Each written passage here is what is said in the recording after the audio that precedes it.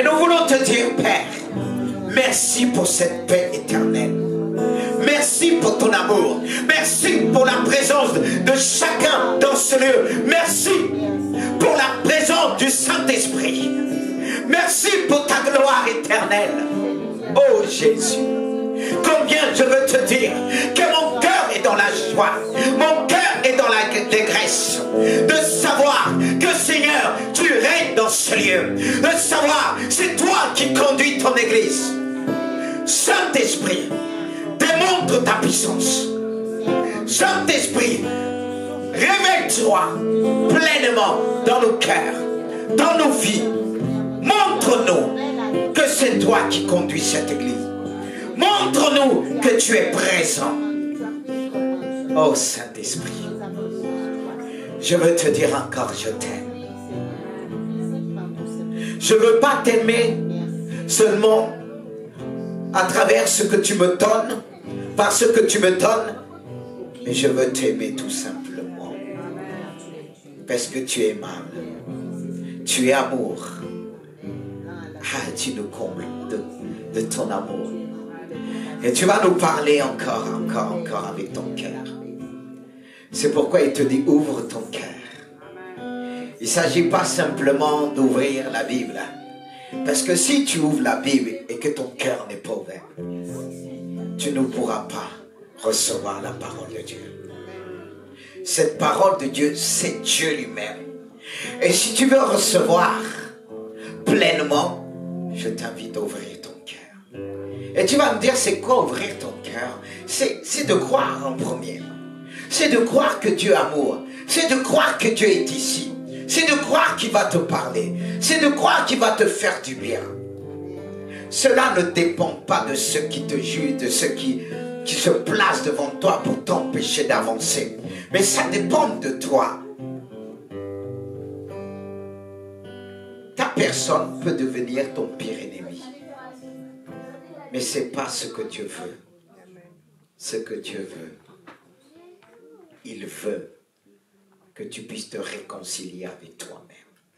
Pour que tu puisses te réconcilier avec toi-même, Dieu t'invite à dire, Seigneur, encore, mais voici, parle-moi. C'est vrai que je suis venu avec un cœur accablé, rempli de toutes sortes de pensées. Mais fais-moi grâce, car la Bible nous dit, tout est par grâce. Et si tu lui dis, fais-moi grâce, permets-moi d'entendre, de comprendre. Mais si on essaie de faire les choses de nous-mêmes, c'est voué à l'échec.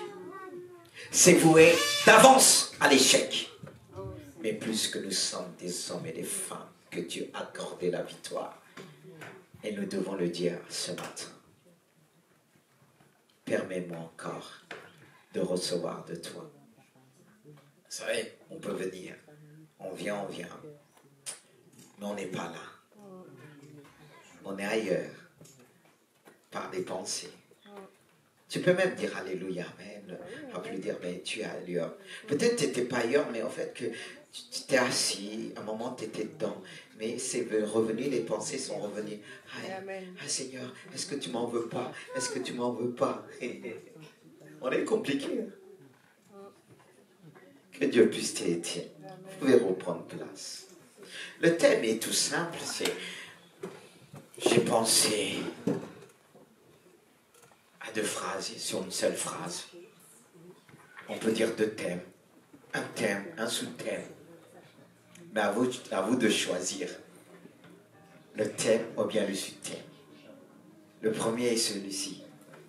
Qui accusera les élus de Dieu? Et plus loin, qui nous séparera de l'amour de Dieu? Celui qui a écrit, a connu cette épître, cette lettre, a connu plusieurs difficultés, épreuves. Mais ça ne l'a pas empêché de parler de Dieu. Ça ne l'a pas empêché d'encourager les autres. Et cette épître de Romains, cette lettre merveilleuse, est une lettre qui encourage beaucoup de chrétiens. Cette lettre avait encouragé les chrétiens de l'époque de Rome Et cette lettre aujourd'hui est valable pour nous. Parce que souvent on se sent tellement accusé, accablé par nos propres pensées, par nos péchés, par des choses qu'on a déjà avouées devant Dieu. On est tellement lourd et on veut montrer que tout va bien. Mais tu es rempli d'accusations, comme dit, qui accusera les élus de Dieu? Qui les condamnera? Mais combien de fois on s'est senti condamné, accusé? Et deux fois tu dis, ah, il me juge. Ce n'est pas les autres, c'est toi-même dans ta tête. Et quand les autres te regardent, tu dis, il me juge. Ils ont dit ça de moi. Vous savez, une parenthèse, un témoignage. Vous savez que, bon, c'est vrai, je vais revenir sur la Bible, mais c'est ce thème qui m'a emmené à vous dire ce que je vais vous dire par un témoignage. Vous savez, on entend en tant que pasteur. On entend. Et là, il faut être... Quand on écoute, il faut avoir une dimension d'écoute. Pour comprendre ce que la personne veut vous dire. Il y en a qui vont vous dire tas de choses, ce n'est pas ce qu'il veut dire. Vous parlez même 1 heure, ils n'ont toujours rien dit. Mais attendre les autres heures qui vont se défiler, il faut être patient. C'est pour ça qu'il faut avoir une dimension d'aller plus loin dans l'écoute. Écouter l'âme de la personne, l'esprit de la personne. Cette personne que j'écoutais, elle était en colère. Elle me dit, on me juge, on m'accuse, on me fait ceci, on a dit ça de moi, on m'a dit ça. Je l'ai écouté, je l'ai dit. À la fin, j'ai dit, mais qui vous a dit tout ça? Il y avait un silence. Il y avait un silence. Elle m'a dit, ceux qui me regardent. Non, vous rigolez. L'être humain est comme ça. C'est-à-dire, au lieu de bien interpréter, on va interpréter le regard. Parce qu'elle m'a dit, on m'a dit ça. J'ai dit, qui? C'était le silence. C'est pour ça qu'il faut bien écouter. Le fait que j'ai dit, qui? Elle dit, oui, quand je viens à l'église, personne ne lui a dit quelque chose. C'était son péché. Non mais, vous rigolez. C'est de la même manière, il y en a qui partent de l'église, ils disent, on m'a dit ça, et personne ne leur a dit quoi que ce soit. C'est pourquoi lorsque les gens viendront vous dire des choses, faites attention. C'est inventé dans leur subconscience. Il faut savoir, sinon vous allez embarquer dans des problèmes. L'être humain, Dieu ne l'a pas créé compliqué, mais il est devenu hyper compliqué. Il y a des personnes qui viennent nous raconter, oui, un tel m'a fait. J'ai dit, est-ce que c'est ce qu'un tel t'a dit? Non, je pense qu'elle a pensé. Non, mais ouf. Non, mais quand on est pasteur, franchement, non, ne critiquez pas les vrais pasteurs parce que le travail qu'ils font, parce que pour être patient après, dire d'un coup la personne, mais qui t'a dit après, dit personne. Mais les gens, c'est-à-dire elle est rentrée dans les pensées des gens, elle a imaginé ce qu'ils n'ont pas imaginé. Il faut le faire. Non, mais c'est pour ça. Pour connaître toutes ces choses-là, il faut aller venir travailler à côté du pasteur. Non, mais c'est vrai. Ils vont dire ça. Et c'est là qu'il faut dire, c'est pour ça qu'il ne faut pas tout... Parce que si cette personne vous parle au début, vous allez dire, qui a dit ça? Cette personne mérite ceci. Mais la personne qui vous a dit ça, c'est elle qui mérite. C'est pourquoi Dieu nous parle. Qui accusera les élus de Dieu? Qui les condamnera? Et il y a un autre passage qui dit ceci. Si ta conscience te condamne, vous comprenez mieux ce passage qui dit, si ta conscience te condamne, Dieu est plus grand que ta conscience. Le problème, c'est ça. Notre ennemi premier, c'est nous-mêmes. Parce qu'on est là, on n'est pas bien, on se lève, on n'est pas bien. On a fait à notre propre conscience. Attends-moi devant toi que tu dois crucifier, emmener à la chair, à la croix. Parce que si ton moi n'est pas crucifié, il va te condamner. Il va te rappeler tout ce que tu as fait, que Dieu t'a pardonné, il va te le mettre en face. Et le diable va venir s'associer avec ta conscience. C'est pourquoi Dieu dit, qui accusera les élus de Dieu? Est-ce ta conscience? Parce qu'avant d'aller chercher les autres accusateurs, dis-toi que Dieu t'a fait en 3 parties. C'est comme il y a 3 personnes en toi. L'âme peut se lever et t'accuser. Mais la parole de Dieu doit le faire taire en toi qui agit dans ton esprit. Parce que sinon, cette accusation va finir par devenir une condamnation. On commence à accuser une personne lorsqu'il est traduit au tribunal par des tas d'accusations, on finit par le condamner. Non seulement, donc ton entourage va te condamner, toi-même tu vas te condamner, tu vas dire t'es nul, t'es ceci, t'es cela. Beaucoup se condamnent ici. Qu'est-ce qu'il faut faire? D'où le thème, vraiment, quand je dis tout va se résumer en disant qui nous séparera de l'amour de Dieu? Parce que la Bible dit, c'est pourquoi la Bible dit, l'amour couvre une multitude de péchés. C'est-à-dire, ça ne veut pas dire tu pêches, mais les traces du péché, l'amour va balayer tout ça. Est-ce que vous suivez? C'est pour ça que je me dis à Dieu, je ne savais pas comment s'asseoir, écrire ce message, parce que Dieu a écrit par son esprit dans mon cœur. J'ai juste fait ressortir les versets. On va lire ce passage, voilà, de Romains 8 à partir de 35. Parce que la solution se trouve là. Et en même temps, on va ressortir les choses. Parce que quand il est dit, qui nous séparera de l'amour de Christ? Plusieurs choses peuvent nous séparer. On a cité la condamnation, les accusations de nous-mêmes, de notre propre personne, de ton âme qui t'accuse des choses que Dieu t'a pardonnées. Tu reviens toujours, tu t'accuses, tu t'accuses, tu t'accuses. Et même quand on te dit Dieu t'aime, Dieu t'aime, Dieu t'aime, Dieu t'aime, tu risques de donner même une baffe à cette personne qui te dit ça. Tu te dis donc, tu deviens comme cette personne qui se disait tas de choses. Tu risques celui qui va te dire t'aime. Tu vas dire que la personne est hypocrite, elle a besoin de te demander quelque chose. Mais il y a des gens qui sont comme ça, c'est vrai. Mais tout le monde n'est pas pareil. Revenons. Qui nous séparera de l'amour de Christ?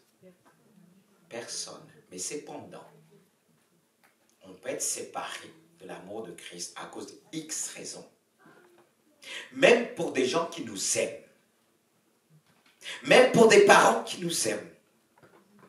Il y a plusieurs facteurs qui peuvent nous amener à se séparer de ceux qui nous aiment.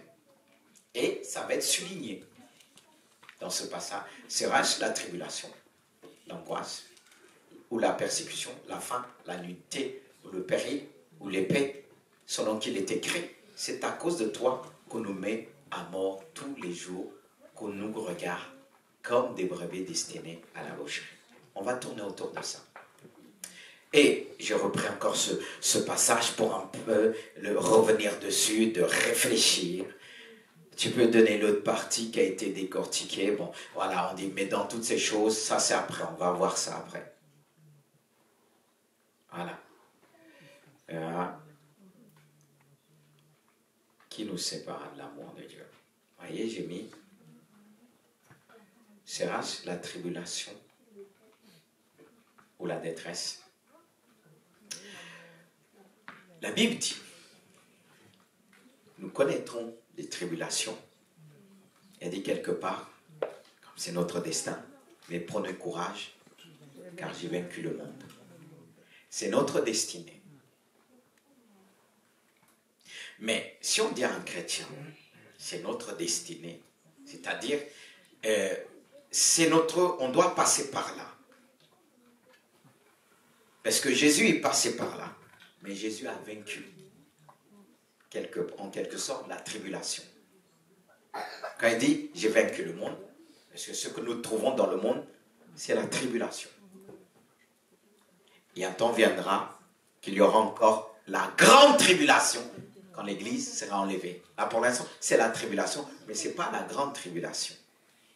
Cependant, là où je veux en venir, qu'est-ce qui emmène les gens à se séparer de Dieu? Des personnes qui sont venues à l'Église, on les a prêché l'Évangile, ils ont reçu l'Évangile avec joie.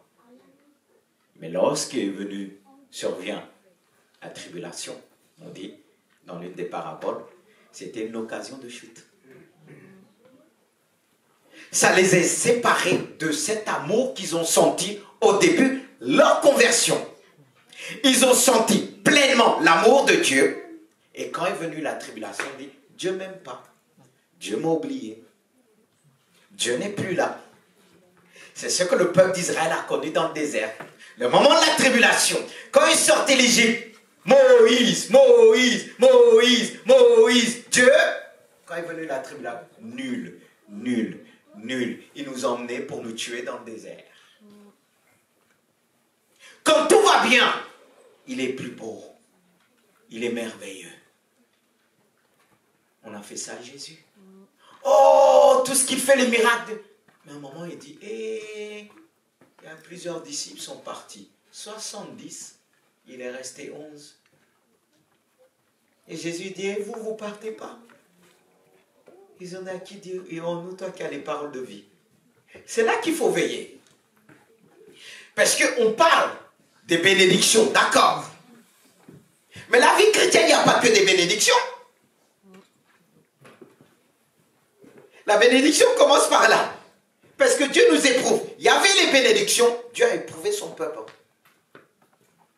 Mais nous, là on va dire il y a Dieu, c'est là où tout va bien. C'est ce qui trompe beaucoup de chrétiens aujourd'hui. Parce que certains disent, il n'y a pas de miracle, il n'y a pas ceci. Mais tu cherches quoi? Christ sur les miracles. Qu'est-ce qu'on cherche avec Dieu? Est-ce qu'on cherche Dieu ou bien ses bénédictions? Dites-moi. Vous préférez quoi? Dieu. C'est vrai que c'est facile à dire. Mais quand il y a les tribulations qui nous emmènent vers... On dit, ah non, non, non, non, non. Mais tu dois passer par là. On va dire, on veut les bénédictions. Mais il faut choisir Dieu. Parce que si on choisit Dieu, combien même il n'y aura plus de bénédictions et la tribulation, on sera avec Dieu. Mais le problème, certains quand ils sont venus avec le Seigneur, alléluia, oh votre église c'est super, je vais venir tous les jours. Ils sont où aujourd'hui? Ah pasteur t'es super. Le jour que le pasteur prend une autre veste de fermeté, je ne savais pas il est comme ça. Eh bien attends, est-ce que je suis venu avec une machette pour couper les têtes? Non. J'aime la parole. Et je m'appuie sur la parole. Je m'appuie sur la vérité. Parce que ce n'est pas les personnes qu'on coupe. C'est le péché qu'on détruit en eux. Et quand tu es attaché avec le péché, je l'aime. Quand on lève de tes bras, ça fait mal, hein? Parce que tu l'as chéri longtemps. Et quand le pasteur arrive par la parole, pour prêcher, tu as envie de riposter aussi, dire, non, c'était toute ma vie, il me l'a pris. Mais quand tu viens dire, délivre-moi, c'est quoi? Mais Dieu se sert des tribulations pour nous emmener à se détacher de bénédiction et s'appuyer sur lui. C'est là le problème. Et beaucoup ont été séparés de Dieu à cause des détresses. Jérémie a failli connaître ça. Il dit, quand je pense à ma misère, à ma détresse, à l'absinthe au poison, mon âme est abattue au-dedans de moi. Il voulait lâcher. C'était tellement difficile, il était méprisé par le peuple de Dieu. Et on le faisait prendre des pierres en pleine bouche. Il a connu des choses difficiles. Et à un moment, il dit non. Quand je pense à tout ça, son âme, c'était comme si il avait l'amertume Mais à un moment, il a décidé. Il s'est rappelé l'amour de Dieu. Voici ce que je veux repasser dans mon cœur, dans mes pensées, c'est que les compassions de l'Éternel ne sont pas à leur terme. Sa bonté se renouvelle continuellement. C'est ça qui nous garde. C'est pour ça que là, les gens vont aller plus facilement. Je ne dis pas qu'il ne faut pas prêcher ça. Là, on va dire, tu seras. Voilà, Dieu t'a donné pour régner, pour être la tête. Là, il n'y a pas de problème. On ne sent pas la tribulation. On adhère facilement. Mais quand on voit, on dit, ah, là, il y a là, permet de faire, qui nous parle de la tribulation, de dire, merci.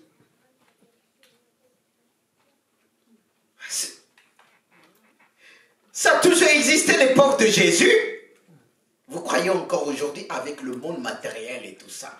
Vous croyez que ça va être moi? Même pas dire, oh, je vois l'Éternel me montre. Dans 1 an, tu vas voir 2 grandes maisons. Mais quand on te dit, prépare-toi, la tribulation sera là, mais tu vas triompher. Mais tu ne vas pas entendre le mot triompher. Hein? Que le mot tribulation, ah non, Seigneur, ah non, tu m'as dit, tu vas me bénir. Tu m'as dit, combien viendra quoi que ce soit, je serai la tête. Mais pour être la tête, il faut traverser la vallée de Baca. Parce qu'il dit, si tu marches dans le feu, je serai avec toi. Il faut le vivre. Mais même dans les prophéties, on prend ce qui nous arrange. Mais dans les prophéties, c'est pour ça que des fois je dis, il ne faut pas tout dire parce que mettre les gens mal à l'aise. Mais cette partie dit, ah, je te vois. C'est vrai, Dieu a donné, mais moi, Dieu m'a utilisé. De dire, Seigneur, décréter, Dieu va donner, créer un poste pour ça. Oui, mais il y a un prix à payer. Il y a un prix à payer. Ce qui fait de nous un homme et une femme fait. C'est là où on passe. Mais tout le monde ne réussit pas dans cette épreuve. Ils abandonnent l'amour de Dieu. On peut dire l'épreuve nous aide. L'épreuve n'aide pas tout le monde. Hein? Elle est là pour nous faire grandir. C'est pour ça qu'elle dit, toutes choses concourent au bien de ceux qui aiment Dieu. Mais il y en a, ça leur met à douter. À dire, Dieu ne m'aime pas. Alors pourquoi ceci m'arrive? Pourquoi cela? Ça ne veut pas dire que tu es avec Dieu, rien va t'arriver. Non! Enlevez ça dans la tête.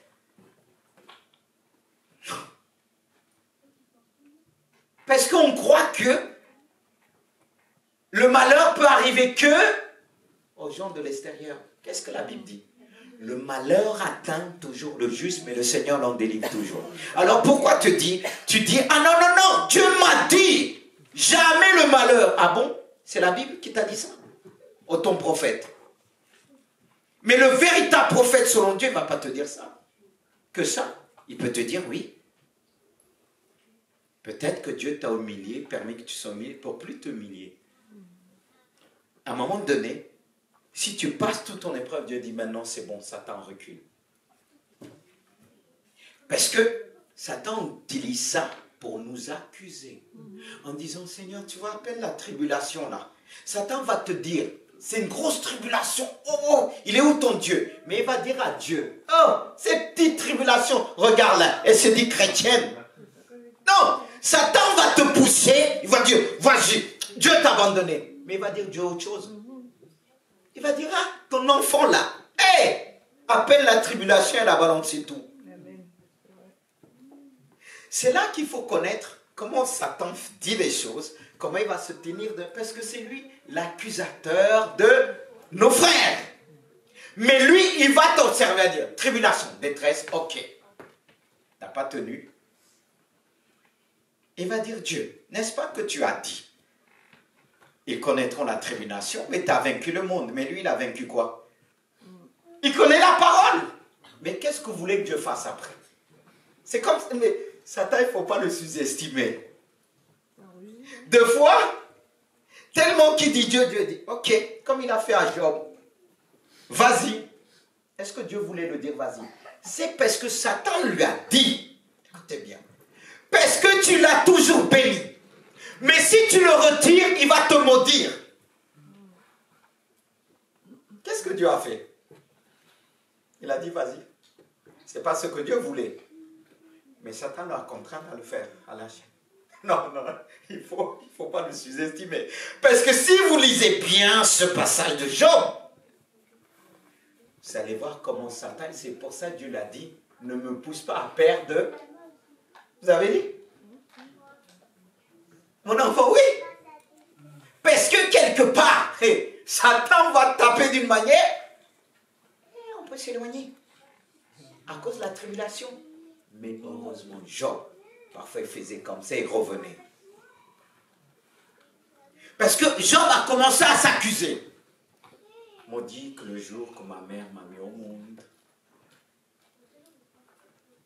j'ai fait ceci. Ma maman, il disait, il rééquilibre.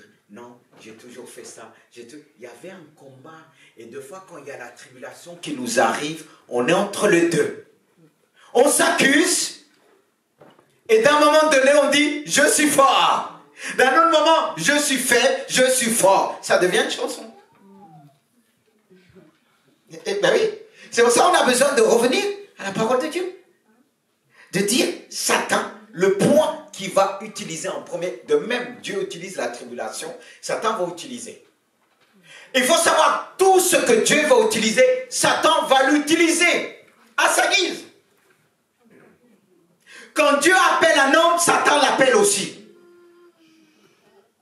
Quand Dieu appelle une femme, Satan l'appelle aussi. Parce que Satan dit, ah, si Dieu appelle cette personne à ça, certaines choses que je ne sais pas, mais je vais m'approcher.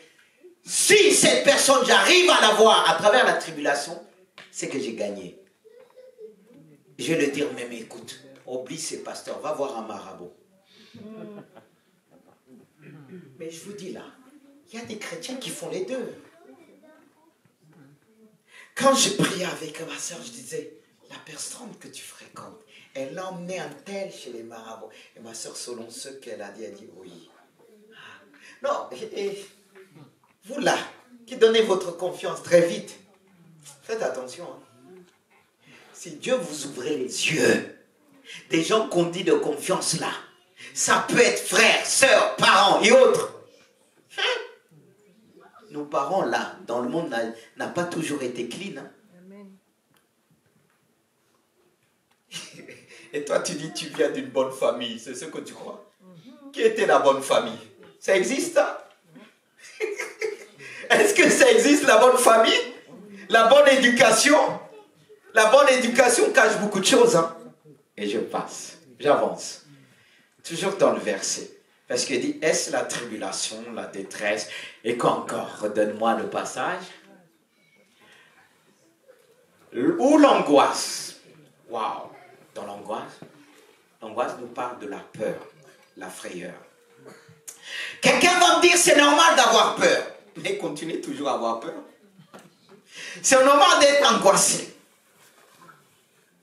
Hey, c'est toute la nature pécheresse de l'homme. Mais est-ce que Dieu a créé l'homme qui puisse être toujours dans l'angoisse, dans la peur, dans la frayeur? Mais qu'est-ce qui fait en sorte aujourd'hui qu'on tombe dans l'angoisse? Et cette angoisse-là, on va parler à quelqu'un, on va dire, bon, on va prier que Dieu puisse faire quelque chose. Oui, mais je suis humain. Mais cette angoisse peut t'éloigner de Dieu. Cette peur peut t'éloigner de l'amour de Dieu. La frayeur encore plus. C'est des grandes peurs.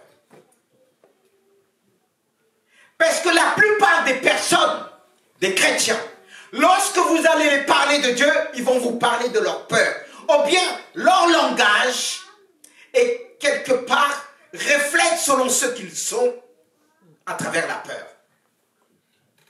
Et ça fait que le fait que vous allez leur parler, ils ne vont pas vous communiquer la foi, mais la peur, l'angoisse. Je ne dis pas qu'on ne doit pas traiter ça dans l'église, parce qu'on vit dans un monde qui emmène les hommes à vivre dans l'angoisse perpétuellement, continuellement. L'angoisse de perdre son travail, de perdre un enfant, l'angoisse de peur, j'ai peur, et si je ne vis pas demain, si je perds mon examen, la peur de tout. Il y a des personnes même, pour aller vers les autres, ils ont peur. Et cette peur-là, même quand Dieu va venir vers toi, tu vas avoir peur. Or, Dieu veut s'approcher de toi. Mais comment il va s'approcher s'il y a la peur? N'est-ce pas que la Bible dit, Dieu ne nous a pas donné un esprit de peur. Mais son esprit nous remplit quoi? Cette peur-là ouvre des portes à des esprits. Parce que le diable utilise la peur pour nous maintenir dans l'esclavage. Alors toi, c'est devenu une méthode, je ne sais pas quoi encore, un style de vie. Et quand tu... Mais c'est pour ça que j'ai arrêté plusieurs personnes. Excusez-moi, couper dans le cou. Quand je suis timide. Je vois les gens, même quand ils disent timide, là, ils dansent un peu. Ils ne savent même pas. Je suis timide. Hey, c'est là que vous allez dire, je suis dur quand je vais vous arrêter. Ce mot-là, je ne vais pas l'entendre. Je connaissais quelqu'un de ma famille. Chaque fois qu'elle dit, j'ai peur, je dis, combien de fois tu as dit tu as peur? Tu invoques le mot peur. Tu invoques l'esprit peur. Tu invoques l'esprit de timidité. Parce que chaque fois que tu dis, ce n'est pas les anges de Dieu que tu donnes l'autorité ou bien la position d'agir, de détruire toutes les puissances des ténèbres. Parce que chaque fois que tu dis, j'ai peur, Satan dit, vas-y, vas-y. Et ça devient chien, vas-y. Parce que plus tu vas dire ta peur, ton esprit va se nourrir de ces paroles. Plus tu vas dire, tu es timide, Satan même va t'aider à sortir une chose. Je suis timide. Non mais, j'ai vu même des stagiaires que j'avais au départ. Ils disent, mais j'ai dit, hé, j'ai dit, toi là, tu prêches l'évangile et tu vas dire, je suis timide. Timide de quoi? La parole que tu prêches te donne la force, te donne l'autorité. Moi, je ne vais pas m'amuser à dire, je suis timide. Quoi? Ça, c'est de l'orgueil. C'est une fausse timidité. Est-ce que c'est Dieu qui te dit, lorsque tu vas témoigner, je suis timide? C'est Dieu, n'est-ce pas? Il dit, il ne nous a pas donné un esprit de timidité, mais toi, tu vas proclamer timidité devant Dieu. Et Dieu, s'il pouvait nous prendre par les ongles, une chicotte chaque fois qu'on dit timide, et de tchoum. Tellement que tu vas avoir mal, tu ne vas plus le dire. Non, mais c'est vrai, de fois on veut chicoter les enfants. C'est nous qui devons être chicotés. Vous dites pas Amen. J'espère que vous êtes plus timide, hein, ma fille. Hein? Tu le dis pas, toi? Hein? Et celle qui a un peu la tête, mais je sais que tu entends bien. Non, mais quand on dit la peur, la frayeur, et la frayeur, c'est quoi? C'est une grande peur. Il y a des personnes même qui tout bouge, ils ont peur. On vit dans un monde de peur. Dans le monde, regardez, à l'école, dans les lycées, les enfants vivent dans la peur. Il y a cet esprit de peur qui a été répandu. Et cet esprit de peur les sépare des gens de l'amour de Christ. Parce que comment aimer Christ si tu vis dans la peur? N'est-ce pas? Il dit, l'amour de Dieu bannit la crainte, la peur. C'est là qu'on a besoin.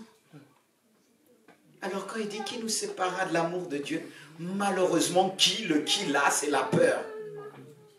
Les frayeurs, la peur. Il y a des personnes, ils ont peur de venir à l'église, c'est que, ma vie va être dévoilée. On a déjà dit, Eric, une fois, je ne viens pas chez vous là parce qu'on raconte trop les vies des gens. Est-ce que c'est comme tu me dis ta vie et je la raconte? N'est-ce pas que le Saint-Esprit qui dévoile les choses, que tu puisses te repentir? Mais attends, ça c'est la bêtise. Dieu dit ce que tu es, permet qu'on le sort sans qui que ce soit le sache pour que tu puisses te repentir. Vous voyez? Et encore quoi encore? Ça suit, hein? C'est pas fini. Vous êtes toujours avec moi? Oh, la persécution. La persécution, c'est vrai, a permis beaucoup de pays de se développer, persévérer dans la foi, mais pas partout. Pour beaucoup, lorsqu'ils sont persécutés, parce que comme dit la Bible, La persécution parfois commence au sein de sa famille. Et le fait que tu es persécuté par ton père, par ta mère, par ta femme ou par ton mari, il y en a qui abandonnent la foi. Tout simplement. Lorsque survient la persécution, parce que si les autres de dehors ils disent, c'est rien, mais ta propre mère, ton propre père, commence à te persécuter en disant, c'est moi qui t'ai mis, ton Jésus et tout ça. L'amour que tu as reçu à l'église, tellement que l'amour des parents est tellement, tu vas abandonner la foi. C'est pourquoi beaucoup de chrétiens ont abandonné la foi. S'il devait arriver des persécutions là, en France, vous croyez qu'on va être nombreux comme ça? Soyons honnêtes. Mais ceux qui vont tenir vont avoir une foi inébranlable. C'est facile de dire on aime, hein? Quand il n'y a pas la persécution. On peut même faire 1000 fois des bisous à Jésus, je t'aime, quand on a fait, mais quand vient la persécution, est-ce que tu vas continuer à faire des bisous? Quand il dit, qui nous séparera de l'amour de Christ? Si Paul le souligne, ce qu'il a vécu et la persécution n'a pas pu le séparer de Christ. La persécution ne doit pas nous séparer de Christ. Car si Christ est en nous, alléluia, s'il demeure vraiment en nous, si tu demeures dans sa parole, il demeurera en toi. Alors reçois cette parole. Vous savez, pour aimer, on doit entendre toujours ces belles paroles d'amour. La prendre. Mais si toi, tu ne veux pas nourrir ton cœur, tu nourris ton cœur d'autre chose, l'amour de Christ ne va pas rester dans ton cœur. Si tu ne lis pas cette parole qui nous donne l'amour, car beaucoup ne la lisent pas. Mais comment l'amour de Dieu va démarrer? Parce que lorsque viendra la persécution, comment tu vas tenir? La Bible dit, quand vient les problèmes, les épreuves, réfléchis. Mais quand tu es béni, développe cette relation. Quand Joseph a eu cette révélation en ce qui concerne l'Égypte, il a vu ce songe, il a fait ce songe-là. Qu'est-ce qu'il a fait quand l'Égypte était bénie? Il l'a magasiné. Il l'a stocké. On ne nous empêche pas de lire la Bible. C'est le temps de stocker. C'est le temps de prendre le maximum. Parce que même dans ta vie peut venir le jour de la détresse. Et si tu n'es pas comblé de la parole de Dieu, tu seras balayé. Amen. Balayé. Amen. C'est pourquoi quand est arrivé le Covid, beaucoup de chrétiens ont été balayés. C'est comme une purge, mais je ne parle pas d'une purge. L'église, elle était balayée. Beaucoup ont perdu la foi, même pour se dire bonjour, c'est à distance. Shalom. Est-ce que Jésus faisait ça? Il n'a pas touché les lépreux? Nous, se protège, on est dit santé. Il dit ça, le gouvernement a dit ça, le gouvernement a dit ça. C'est vrai! Moi, j'ai prié pour des gens qui ont eu le Covid. Et ils ont été guéris. Mais si je dis au nom de Jésus, reçois la guérison à distance. Ça peut se faire. Mais Dieu voulait m'éprouver. Ça peut se faire. Je le fais souvent. Au téléphone. Parce que je ne peux pas me déplacer. Il y a des gens qui reçoivent la délivrance. Mais n'est-ce pas, nous disons, nous voulons être comme Jésus. Je ne dis pas qu'il faut foncer dans tous les sens. Parce qu'avant de foncer, il faut prier. Mais on ne dit pas qu'on va être comme Jésus. Vous croyez être comme Jésus, c'est quoi? Les bénédictions? Multiplication des pains? Quand Jésus a multiplié les pains, paf, la pêche miraculeuse. Imiter Jésus, c'est toucher aussi les lépreux.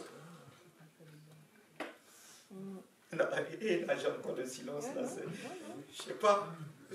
Vous allez dire, peut-être vous allez me dénoncer, je dis, il y a un pasteur bizarre. Mais si on vient me trouver, je vais sortir la Bible. Hein? Si on va me dire, j'ai dit, c'est mon maître qui a dit ça. Je fais que de répéter ce qu'il a dit. Il l'a dit, moi je l'ai fait. Mais moi quand j'y vais avec la foi. Parce que si vous allez sans amour, prier pour la personne qui est malade, Qu'est-ce qui me pousse à le faire? C'est l'amour de Dieu. Quand il y a l'amour, on risque notre vie. Il y a un prix à payer. Et quand Dieu voit que tu es prêt à payer le prix, il dit, non mon enfant, je marche avec toi. Car c'est sur ma parole que tu le fais. Tu ne le fais pas par toi-même. Parce que je ne le fais pas par moi-même. Parce qu'il a dit des choses qu'il a dit. Quand je lis, je ferme la Bible, je dis, je vais le vivre. Ce n'est pas la folie, c'est la foi. Certains peuvent l'appeler la folie. Qu'on pourra dire la folie de la foi. Mais Dieu nous donne la force d'aller jusqu'au bout. Et je continue. Il y a quoi encore? La faim. C'est vrai? Pour parler de Dieu, de quelqu'un qui a faim, qui n'a pas connu Dieu avant, il aura du mal à vous écouter. Mais ce n'est pas tous.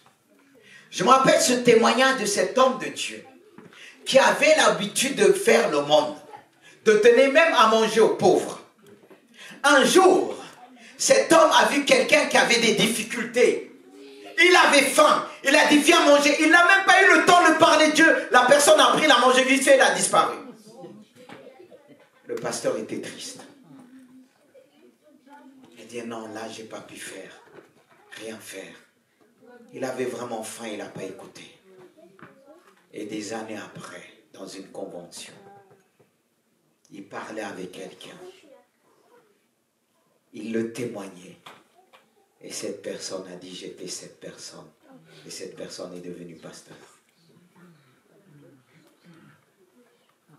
Est-ce que la faim doit nous séparer de Dieu? Non.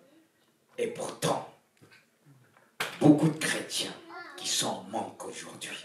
Parce que qui parle de faim parle aussi, peut parler de pauvreté. Et esprit de pauvreté, c'est un esprit de manque. C'est-à-dire, tu peux avoir l'argent, mais tu te sens toujours, tu manques. Tu veux toujours avoir. Tu n'es jamais satisfait. Ça, c'est un esprit de manque.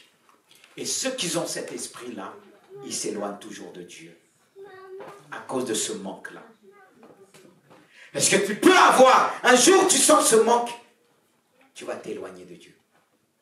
Car celui, le seul qui peut combler ton cœur, c'est Dieu par le Saint-Esprit. Et malheureusement, la faim peut séparer beaucoup de l'amour de Dieu.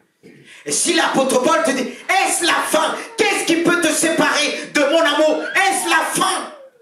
Parce que tu as faim aujourd'hui. Mais Esprit, il dit, que tu manges ou que tu ne manges pas, fais tout pour le Seigneur. Rien ne doit nous séparer de l'amour de Dieu. C'est parce que tu as faim aujourd'hui. Tu as faim de la vie. Tu en manques. Tu n'as pas ceci. Quand tu regardes les autres, tu dis, mais moi, j'ai pas ceci. Mes parents n'ont pas pu me donner ceci. Ils t'ont donné ce qu'ils ont pu te donner. Ils n'ont pas tout. On n'a jamais tout. Alors, contente-toi des fois. Je ne dis pas qu'il ne faut pas aller loin.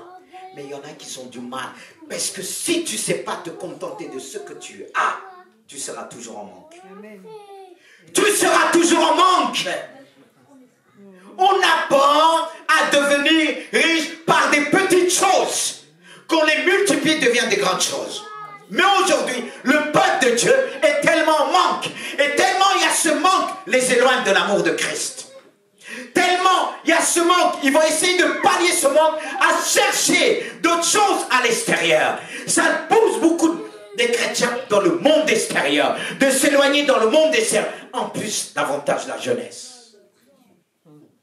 De dire, l'église ne peut pas me donner ceci. J'ai faim d'avoir une femme. J'ai faim d'avoir un mari. Tu dois avoir faim de Dieu. Tu dois avoir soif de Dieu. Mais la faim aujourd'hui, c'est pauvreté d'esprit. Parce qu'on parle de pauvreté. Il y a ceux qu'on peut se dire ils sont riches. Mais est-ce que vous savez qu'ils sont pauvres? J'avais un patron à l'époque.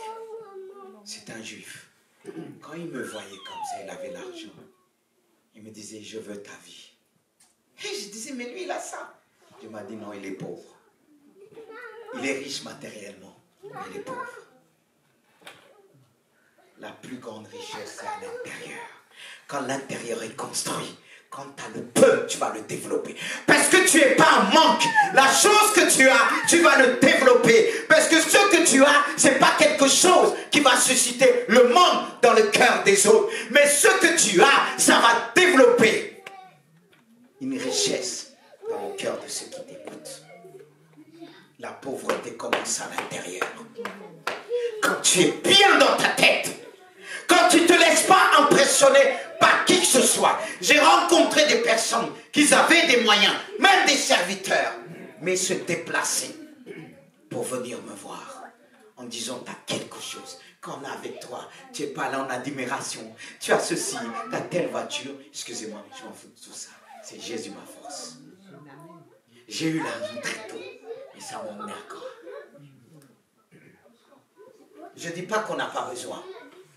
Parce que si tu es pauvre, tu en manques, l'argent que tu vas avoir, ça ne va pas te suffire, tu vas tout délapider.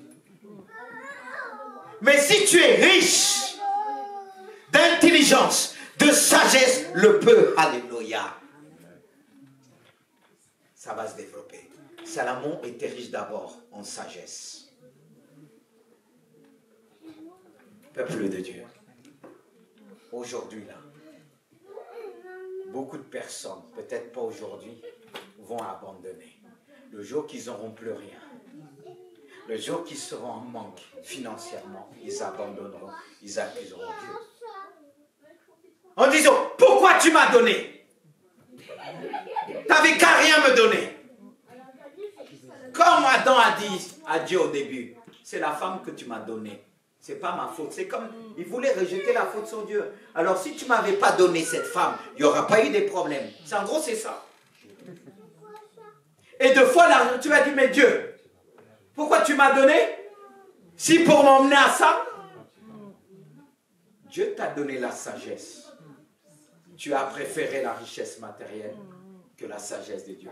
Prends d'abord la sagesse et le reste viendra après. On dit toujours, avant d'avoir l'argent, il faut avoir un projet. Parce que si tu as l'argent sans le projet, l'argent va partir vite. Mais s'il y a le projet va multiplier l'argent. Va développer l'argent. C'est pourquoi ceux qui veulent faire développer les gens cherchent des bons conseillers. Cherchent des bons conseils qui vont le dire, fais ceci, fais cela. Pourquoi il est dit dans la Bible de faire part à tous ceux et celles, à celui ou celle qui nous enseigne l'évangile, de quoi? De nos... Vous connaissez ce passage? Qu'on puisse faire part à celui qui nous enseigne l'évangile de quoi? De ses biens. Mais pourquoi? Parce que Dieu nous a établis aussi comme des conseillers, par son esprit. Dieu va permettre, peut-être vous avez épargné, mais comme ça, Dieu va permettre que cet homme va prier pour vous. Mais beaucoup de serviteurs ont utilisé ce passage pour, excusez-moi, pour raqueter un petit peu. De dire, ah il est dit, donnez-moi, donnez-moi. Il dit, faire part, ne veut pas dire, donnez-moi. On peut, quand on fait part, on peut accorder, on donne parce que quelque part c'est une action de reconnaissance. Parce qu'il faut l'avoir aussi. Parce que quelque part qu'on a fait part des personnes que j'ai prophétisées, un poste, une tout ça, ces personnes quand ils ont eu bye bye, c'est Dieu. Vous voyez comment les gens, et on vient voir le pasteur quand on a des problèmes. Et par contre ça va bien. Mais par contre, on va chercher se réjouir avec d'autres personnes qui n'ont pas prophétisé. Et Dieu nous dit, ingrat, si on a fait cela plus petit de ma maison, c'est à moi qu'on a fait cela. C'est pour ça que quand quelqu'un parle de moi, j'ai dit Dieu, c'est à toi qu'ils ont fait. C'est pas que je remets à Dieu. J'ai dit Dieu, je suis ton porte-parole, mais c'est à toi. Vous comprenez pourquoi? On doit bien comprendre la Bible. Et si on comprend ce côté de faire part, c'est-à-dire, on sait que cet homme est fidèle, il va prier pour moi. Dieu, il va me conseiller, parce qu'à ce moment que je vais le parler, Dieu en même temps va lui parler, dit, fais comme ça, fais ça, et pas tout ça. Dieu a fait de nous des conseillers, parce que vous ne le savez pas, parce que Dieu a permis, parfois je rencontre quelques mères, quelques personnes qui travaillent, et me disent, mais d'où te vient toute cette sagesse? Ça vient de Jésus, parce qu'ils m'ont fait part. Mais quand il s'agit de l'église, comme il dit, ah, le pasteur va me demander, oh. Et vous avez peur, non? Pas tous. Hein? Beaucoup, c'est la peur. Parce que ce qui se passe à l'intérieur a nourri la peur. Ça pouvait nourrir ma peur. Parce que conduire l'église, c'est pas évident. Mais j'ai dit non, Seigneur. Que rien ne puisse me séparer de ton amour. Parce que Christ aime son église. Et on doit faire attention. Alors, esprit de pauvreté, on doit briser ça. Parce qu'il y a tellement qui se sentent pauvres. Quand ils voient les autres riches, ils disent, Seigneur, c'est pas normal. Moi, je te serve. J'ai rien, tu as donné l'autre. Ça s'appelle quoi, ça? Esprit de pauvreté. Parce que quand tu te regardes, tu dis, Seigneur, je suis comblé. Et quand l'autre a, tu vas ni être jaloux. Parce qu'il y a beaucoup de jalousie aussi dans la maison de Dieu. Il y a ce, hey, l'autre chante, moi je ne chante pas. L'autre fait ceci, moi je ne fais pas ceci. Hey, ça c'est un esprit de manque. Mais si tu es comblé, tu ne vas pas envier l'autre. Il y a tellement de jalousie aussi dans la maison de Dieu. Hein? On gère ça aussi. Ah, pasteur, pourquoi l'autre? Pourquoi pas moi? Moi, j'étais là, j'étais là. Et deux fois, Dieu t'oublie même tout ce que tu as fait. C'était quoi l'histoire de l'histoire? Cette histoire du témoignage, vous connaissez cette parabole du fils prodigue et de l'aîné. Moi, je suis là depuis longtemps. Je suis là. Et tu ne m'as même pas tiré. L'autre a dit, tout était à toi. Vous voyez, ça c'est l'esprit de pauvreté. Il avait toutes sortes de richesses, mais il était pauvre.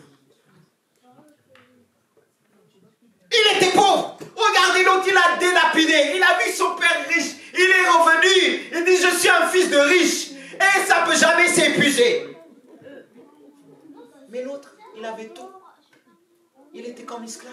Et beaucoup de chrétiens sont comme ça, malheureusement. Et tellement ils sont comme ça, ils vont supplier Satan dans le monde. Et il y en a qui vont se dire, comme le peuple d'Israël, quand est venue la faim, on avait des gros bols d'antilles. On mangeait à notre faim à cause de Moïse. Moïse. Ils ont oublié quand ils disaient, Moïse, c'est le plus fort, c'est le plus musclé, tout ça.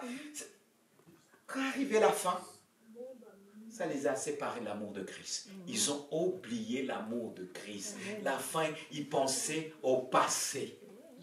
Et la faim fait beaucoup de gens penser au passé le jour qu'ils n'ont plus rien. Il y a la déserte, il y a la pauvreté. Ils disent, Seigneur, j'avais avant, j'étais riche. Et ils s'éloignent de Dieu. Ils repartent dans leur vie d'avant pour manger les lentilles, pour remplir leur ventre. Comme disait quelqu'un, ventre rempli, l'être humain content. Comme si ça s'arrête dans que le manger. Le peuple d'Israël ont mangé. Et quand est venu les écailles, ils n'ont pas eu le temps de les cuire. C'est énervé même Dieu. Il a dit, ça c'est mon peuple là, ils mangent comme des loups. Des chiens, ils croquent les trucs comme ça. Non, ils avaient tellement faim, il n'y avait plus de dignité. La pauvreté enlève la dignité. La pauvreté pousse des gens à devenir des mendiants, à faire n'importe quoi. Comme à Paris, vous verrez quelqu'un vous demande l'argent. C'est quand il a quelque chose. Les années que j'ai travaillé à Paris, il y a un qui m'a demandé l'argent, j'ai dit, j'ai pas, il m'a insulté. J'ai dit, ah non, mais c'est quel pauvre là? Il y en a qui sont tellement la haine, qu'ils n'ont pas. Ils voient l'autre, il va l'insulter. Il y en a un qui vont dire, il faut aller dépouiller les riches. C'est ce que tu as reçu de Dieu. Il y a tellement qui sont pauvres. Mais si tu es riche en Dieu, tu vas dépouiller le riche. Tu vas aller prier pour lui. Qui sont encore plus riches. Plus riches dans quel sens? De cœur. Parce qu'il est déjà riche matériellement. Dieu veut que tu pries pour lui, que tu lui donnes ta richesse. Et lui va te faire part de sa richesse matérielle. Parce que tu vas lui donner ce que personne ne lui a donné. Tu vas lui donner la santé. Tu vas lui donner la joie. Toi qui veux être riche, prie pour le riche. Toi qui veux être riche matériellement. Mais toi tu veux être riche comme lui. Est-ce que tu sais le chemin qu'il a emprunté? Tu ne sais pas. Mais si tu lui donnes ta richesse de chrétien, Le jour où tu auras besoin de voiture, lui, c'est rien pour lui. Il va te bénir. Parce que tu lui as donné quelque chose qu'il cherchait des années. Alors dis-moi, laquelle qui est la plus grande richesse? Dites-moi. C'est celle de Dieu. Pourquoi Dieu dit, il permet l'homme pécheur dans le magazine de récolter pour donner, c'est dans Ecclésiaste. Pour donner à qui? Le juste. C'est le juste qui réalise qu'il est riche en gens en paix, qu'il va donner au pécheur et le pécheur va lui donner ce qu'il a. Est-ce que vous suivez? Mais de dire, comme il y en a qui vont voler dans les magasins, quand tu lui dis c'est normal quoi? Va essayer de tenir le panier d'une Mimi, tu vas voir, elle va te bénir. Elle va te bénir. Quand tu vas voir, peut-être si j'ai des Mimi, vous allez me dire, tu vois. Mais toi, tu vas lui donner ta vie. Elle va te bénir. Et quand tu vas les chanter les louanges de Dieu, tu vas sentir le Saint-Esprit descendre. Mais le problème, c'est quoi? On est séparés de Dieu. Et je continue encore, il y a quelques mots. Je vais finir tout de suite. Il y a tellement de choses à dire sur la pauvreté. Mais parce qu'on prend comme les pauvres, on est plus riche que les riches. Vous dites pas amen? Parce que toi, tu regardes tes comptes là, tes découvertes, tu dis, hey, fais la volonté de Dieu. Quand tu regardes tes comptes là, tu as envie de les ressembler. Tu ne dois pas les ressembler. Apporte ce que tu as. Apporte ce que tu as. Vous savez, parfois j'étais béni dans le monde. J'étais étonné. Les gens qui me bénissaient encore aujourd'hui. Parce que j'ai la richesse de Dieu. Et cette richesse aujourd'hui, même à distance, au téléphone, boum! La joie de Dieu. Ce n'est pas la puissance. Je parle au cœur. Je leur parle de cet amour de Dieu. Et ça comble leur cœur. Et la suite. Ah, vous allez dire, qu'est-ce qu'il va dire? Ou la nudité. Waouh! Quand on est nu, imagine vous avez mis un pantalon, il tombe comme ça, vous allez avoir honte. C'est comme si on vous a dépouillé. Et aujourd'hui, les gens sont séparés de Dieu. Pourquoi? Tout simplement, ils sont nus. Il n'y a plus de protection. La nudité passe, les habits, ça nous protège. Et il n'y a plus de protection. Il n'y a plus de protection divine. Qu'ils sont éloignés de Dieu. Cette honte nous fait fuir. Fuir devant la sainteté de Dieu. Prenez exemple, revenons en arrière dans le livre de la Genèse. Quand l'homme a péché, c'est là qu'il s'est rendu compte qu'il était nu. Est-ce qu'il était vraiment nu? Il était couvert de la justice de Dieu. Il était couvert de l'amour de Dieu. Le péché l'emmenait à quoi? À se séparer de Dieu, de l'amour de Christ. Le péché, nous, quelque part, je peux employer le mot déshabillé.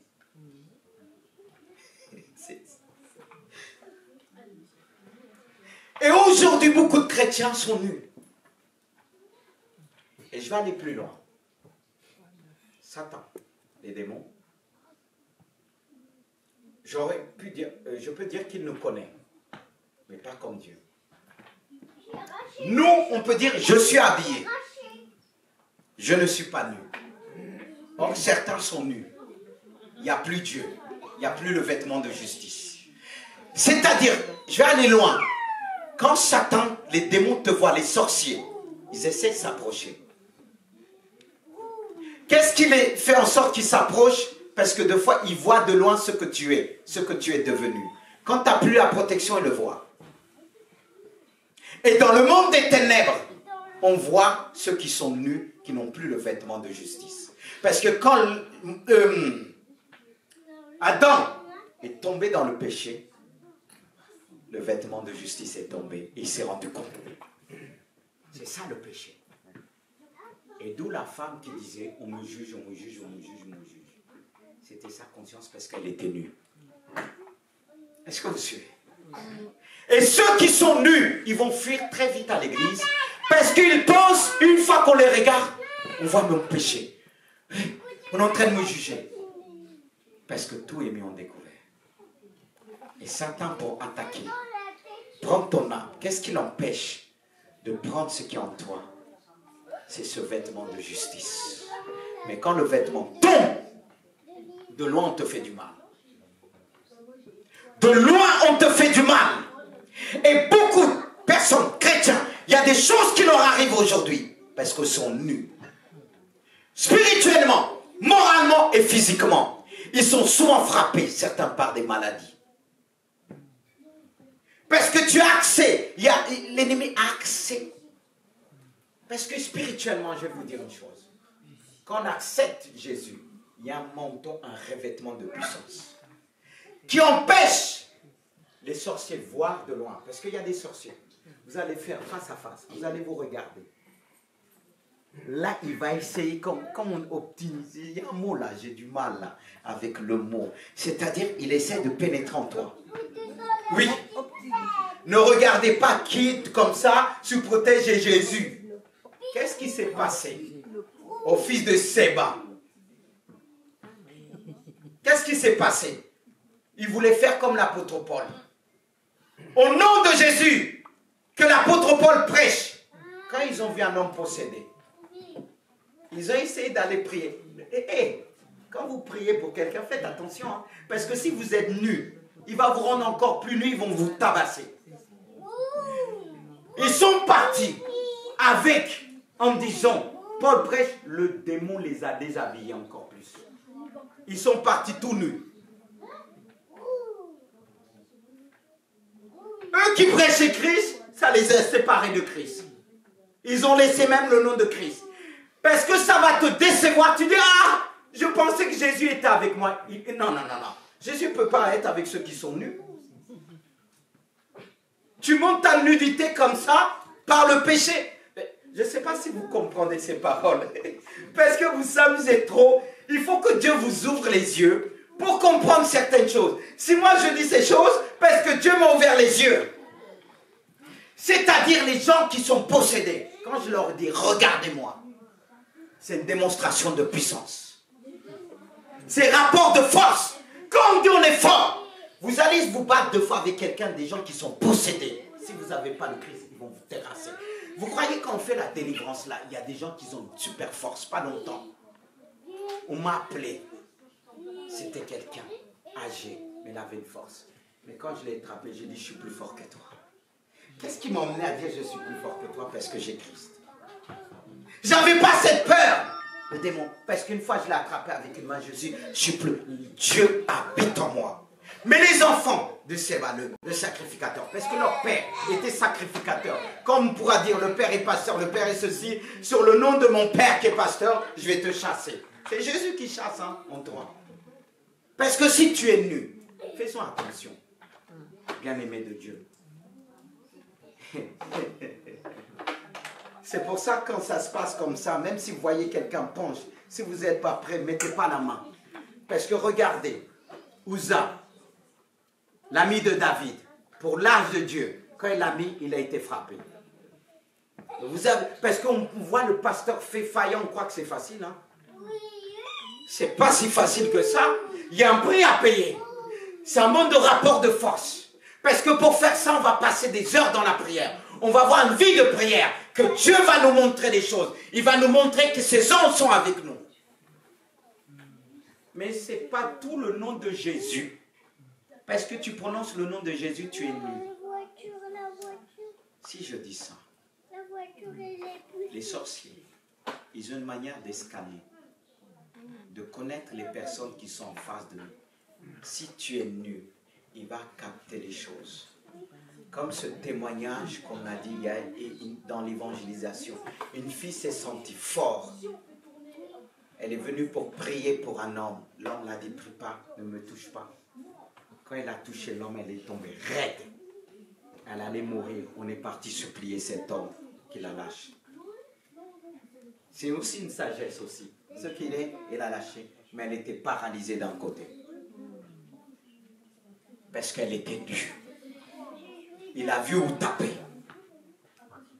Je ne dis pas ça pour susciter la force, la peur, non. Mais la nudité de nous séparer. Parce que quand on te frappe, tu vas dire Dieu n'est pas avec toi. Tu vas commencer à accuser Dieu. On a dit tu es puissant. Tu es puissant. Non, il ne faut pas s'amuser. Les sacrificateurs, quand ils rentraient dans le temple, ils devaient bien s'habiller. Cacher leur nudité. Mais non la montre. C'est pour ça le péché du sexe. Prête attention. Parce que quand tu vas te mettre nu devant quelqu'un, il va prendre quelque chose en toi. Et c'est là que le sorcier opère encore plus. Et même dans la sorcellerie, il y a aussi des jeunes, il y a des enfants. Écoutez ce que je vais vous dire. Parce que c'est du vécu. Je ne prêche pas des choses que je n'ai pas vécues. Parce qu'il faut les vivre, parce qu'il y a des incrédules au milieu de nous. Beaucoup sont incrédules en disant la lettre. La lettre quoi, tu la connais? Il y avait une année. Je priais pour une femme. Elle avait un bébé. Quand je priais, Dieu me révèle. J'ai dit ton bébé, là on a fait la sorcellerie comme ça. Elle est tombée par terre, elle a dit c'est vrai. Parce que elle était deux avec son bébé. Et pour opérer, on ne va pas voir le bébé, ce qu'il est capable de faire à l'église, la sorcellerie. Mais Dieu révèle. Dieu révèle. Mais imaginez-vous, j'étais nu. Pas revêtu de la puissance de Dieu. On peut être frappé. Il y a des choses que j'ai vécues à plusieurs années encore aujourd'hui. C'est aujourd'hui j'en parle. Parce que je disais, si j'en parle, qui va croire? Il y a même des pasteurs qui ne croient pas parce qu'ils ne l'ont pas vécu. Et quand je parle à certains, ils regardent comme ça. Oui, ça existe. On ne dit pas tout parce que les gens vont nous prendre même, au lieu de prendre comme des serviteurs de Dieu, ils vont nous prendre comme des sorciers. Parce que le diable va mettre des trucs, il va dire, c'est lui. Moi, je ne suis pas sorcier, je suis un serviteur de Dieu. J'aime le Seigneur. Il me révèle les choses, il me montre les choses. Parce que quand ça devient compliqué, comme cette femme qui était venue à une époque, enceinte, mais l'esprit était dans le bébé. Quand on a commencé, une voix d'homme est sortie. Et il fallait la libérer. Voyez? Quelqu'un dit si je parle de ces choses, je ne parle pas que de ces choses. Même si je parle que... Mais on est confronté à ça dans le monde. Tous les jours. Et même le monde, ça ne suffit pas, il rentre dans l'église. Comme cet homme qui était venu de Sergi, quand il a serré la main, il dit, pour reconnaître, c'était un rapport de force et de puissance. Et ça, nous, on veut toujours utiliser la force physique. C'est pas ça. Hein? C'est pas ça. Il y a une qui se force. Vous allez les toucher si vous n'êtes pas nus, ils vont vous déshabiller encore. Et vous allez courir comme les filles de Sarah, tout nus dans la rue et tout ça. Une honte. Alors cette nudité peut nous séparer de Dieu. On doit être revêtu de sa puissance. Et je passe. Le péril, c'est-à-dire le danger ou l'épée. Le diable prépare des pièges. Et il y en a quand ils tombent dans le piège, ils ne se relèvent plus. Ils abandonnent la foi. Le monde est rempli de pièges. Écoutez même les jeunes, vous, le monde est rempli de pièges. Si vous ne faites pas attention, les pièges qui vont vous préparer, vous n'allez plus revenir à l'église. Vous allez tomber dedans. Revêtez-vous de Christ. Et je passe. La mort, l'épée, le danger de mort, c'est effrayer les gens. Il y a ceux qui disent, pourquoi les tueries? Pourquoi les morts? Dieu il est où? Et des chrétiens qui ont perdu des gens, ils ont lâché aujourd'hui. Ils ont lâché aujourd'hui. Et je continue. Je vais vite. Je vais vous lâcher. Mais le dernier. Regardez ce passage. Comment on a l'habitude de l'interpréter. Il est dit, selon qu'il est écrit, c'est à cause de toi qu'on nous met à mort tous les jours, qu'on nous regarde comme des brebis destinées à la boucherie. Qui n'a jamais fait cette prière? Vous l'avez déjà lu, ce passage? Hein? Dis, oh Seigneur, tu vois, dis-moi, mais c'est à cause de toi qu'on parle mal de nous, qu'on nous calomnie. est-ce que vraiment c'est une bonne prière d'accuser l'autre? Parce que quand je dis ça à cause de Dieu, je fais quoi? Non. Parlons bien. N'est-ce pas, il le dit, qui accusera les élus de Dieu? Mais moi, je vais accuser Dieu. Parce que si je le dis, il est écrit, tu le dis toi-même, c'est ta faute, c'est à cause de toi qu'on nous met tous les jours à mort. Mais la mort ne doit pas nous séparer de Dieu. C'est vrai, quand on se marie, on dit le mot que la mort nous sépare. Allez, presque tout le monde a dit ça. Hein. Bon, moi j'ai utilisé une autre méthode. Non. Mais si Marie-Ondé répète, c'est que vous avez dit ça. Hein. C'est l'amour. Hein. Mais l'amour de Dieu, est-ce que l'amour de Dieu nous sépare? On se sépare pour mieux se retrouver. Mais cette méthode, ce langage du monde, on dit toujours, ah je t'aime, hein. Mais la seule chose qui peut nous séparer, c'est la mort. Mais moi, si j'aime, ni la mort ne pourra nous séparer. Vous dites pas amen. Est-ce que vous avez compris? Alors, jeune fille, quand vous allez vous marier, mettez cette méthode, à moins que si vous dites ceci, que la mort seule nous sépare. Est-ce que la mort peut nous séparer de Dieu? Non. Alors pourquoi utiliser cette méthode avec l'Église? C'est-à-dire, si je ne suis plus là, je vous ai dévancé. On va se retrouver. On va mieux se retrouver par un amour parfait. Alors pourquoi utiliser cette méthode en tant que chrétien? Il y a des méthodes, comme on dit, des mots, comme on dit, des expressions qu'on ne doit plus utiliser. Qu'on ne doit plus utiliser. Parce que en Jésus-Christ je vis. Est-ce que quand il dit ni la mort, ni la vie ne pourra me séparer de l'amour de Dieu manifesté en Jésus-Christ, et cet amour a été manifesté en nous. Vous suivez? Alors quand je reviens sur ce passage, je dis, Seigneur, on m'emmène à la mort. C'est à cause de toi, comme un mouton qu'on tend. C'est vrai que Jésus a eu ce passage-là pour nous donner la vraie victoire. Il est passé par la mort pour nous accorder la vie pour l'éternité. Alors, Seigneur, il y a des passages, je dis, oh, Seigneur, personnellement, c'est pas pour moi. Parce que je ne peux pas dire que c'est à cause de toi qu'on nous met à la mort tous les jours.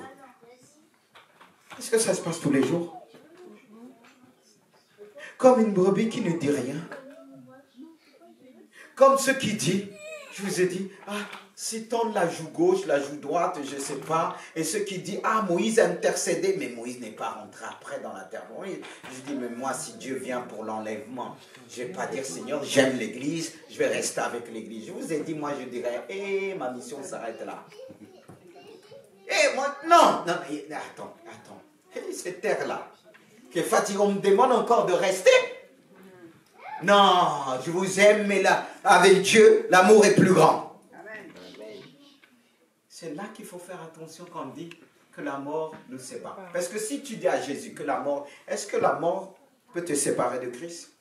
Est-ce que la mort peut te séparer de quelqu'un que tu aimes? Parce que même s'il n'est plus là, il reste dans ton cœur. Il y a des formules là. Faites attention. C'est des belles formules qu'on croit qui sont belles. On applaudit. On dit même, quand les gens disent, comment c'est beau. Non, on est tous pris dans l'ambiance. C'est pour ça, là, vous voyez, il y a l'ambiance. Faites attention aussi. Parce qu'on utilise ça ensemble. Les gens se lèvent. Alléluia. Comme le peuple. Et Pierre, quand il dit Jésus, nous te suivrons partout. Même quand tu vas mourir. Jésus a dit doucement, quand le coq va chanter, une fois tu vas me régner 3 fois. On est vite emballé. Comme les jeunes filles qui disent, c'est l'amour de ma vie. Je vais mourir avec lui. Personne dit ça, tu crois? comme j'ai dit, il y a l'autre qui pensait dans sa tête là. L'amour là, et l'amour ne suffit pas. Il faut des actes. Il faut la sagesse. Et je termine avec ce passage.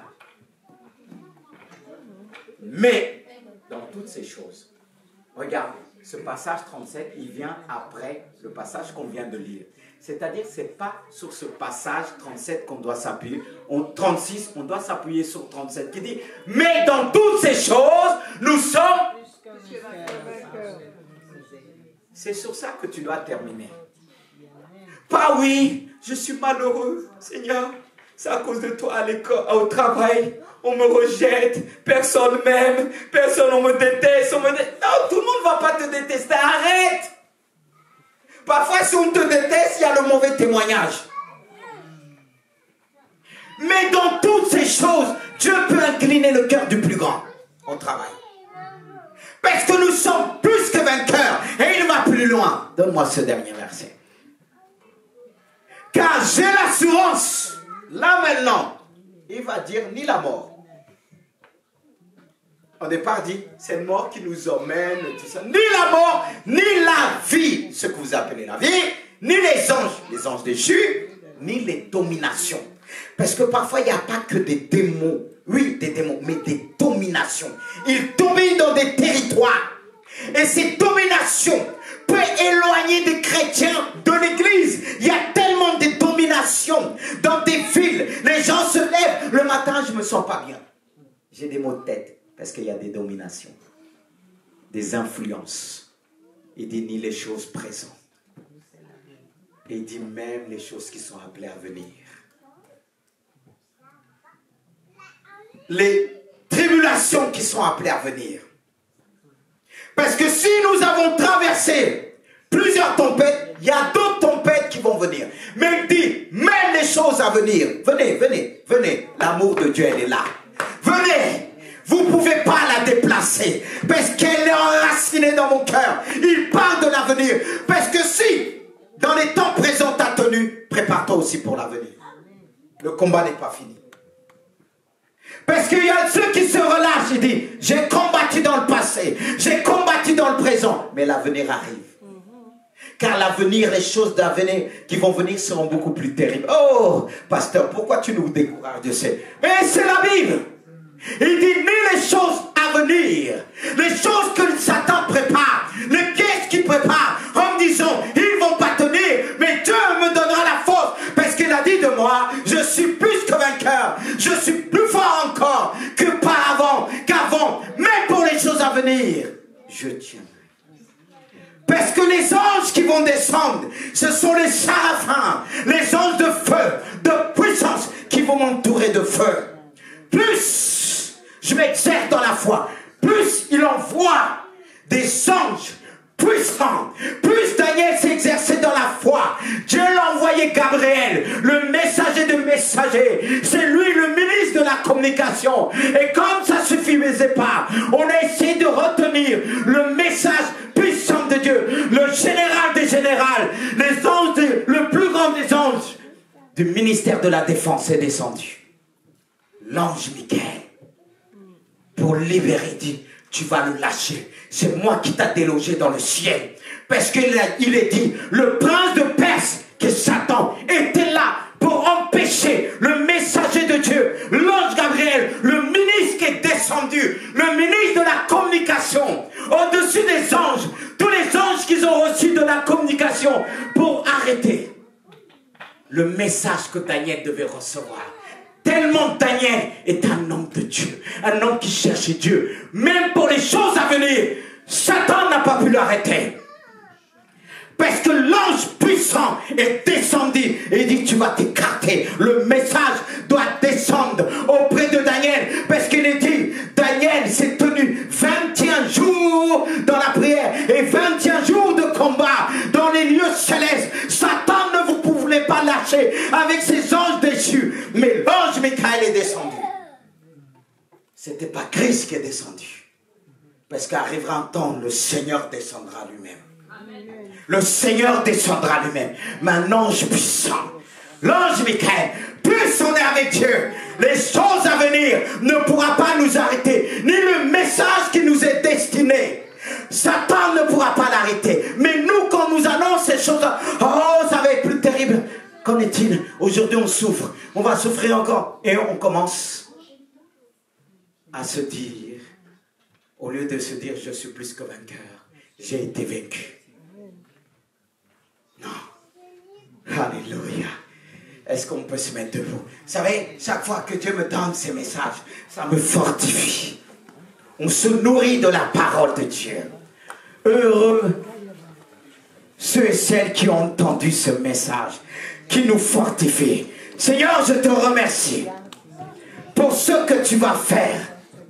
Tu nous as dit, bon, car j'ai vaincu le monde. Tu as vaincu le monde. C'est pourquoi l'église de Gisors va vaincre le monde. L'église de Gisors va vaincre les puissances des ténèbres, les dominations, les autorités, les principautés devant les esprits méchants qui sont dans les lieux célestes, qui ont essayé de stopper la bénédiction de Daniel. Mais Daniel s'est mis à prier, un homme de prière, alors que l'église se met à prier. Alléluia. Tous les pièges que Satan a préparés sont détruits. Dieu t'appelle à la prière, quel que soit ton âge. Dieu t'appelle à devenir comme Daniel, le vaillant Daniel, le vaillant guerrier. Seigneur, tu veux faire de ton église une église puissante, pas une église faible. Ce n'est pas un esprit de timidité que Dieu nous a donné, mais son esprit nous remplit de force. Reçois la force du Saint-Esprit. Reçois la force, sans oublier l'amour de Dieu. Alléluia. Reçois la force de Dieu. On a besoin d'avoir cette force pour vaincre l'ennemi. Dieu l'a vaincu. Jésus l'a vaincu. Est-ce que toi tu l'as vaincu? Est-ce que toi tu l'as vaincu? Oh, il est dit, il a fait de nous plus que des vainqueurs. Seigneur, je ne veux pas simplement le dire, mais je veux démontrer dans le monde des ténèbres, je suis plus que vainqueur. C'est pourquoi nous prions ce matin que toutes ces dominations qui se sont levées pour accuser ton église, à tel point la condamner, tous ces esprits qui sont descendus pour te condamner, les anges puissants, par le Saint-Esprit, par ta prière, ils vont descendre pour condamner ces anges, parce que tu feras partie de ceux qui vont juger ces anges déchus. Au nom puissant de Jésus. Prie dans ton cœur. Dis à Dieu, je veux être plus que vainqueur. Je veux pas simplement le lire, mais que les autres puissent le lire à travers ma vie. Que ceux qui te regarderont vivre et combattre, et qui puissent entendre de toi, voir de toi que tu es plus que vainqueur. Par la puissance du Saint-Esprit, par la puissance du Saint-Esprit, par la puissance du Saint-Esprit. Reçois la puissance de Dieu. Mets ta main sur ta poitrine. Je sens l'Esprit de Dieu. Je sens l'Esprit de Dieu. L'Esprit de Dieu est ici. Il veut agir. Il veut te libérer de cet esprit de peur. Cet esprit de toutes sortes de frayeurs qui t'accablent. Dieu veut arrêter l'angoisse dans ta vie. Il veut dire stop l'angoisse. Tu ne veux plus rentrer dans le cœur de ma servante, dans le cœur de mon serviteur. Il t'aura. Reçois. Reçois. Reçois. Alléluia.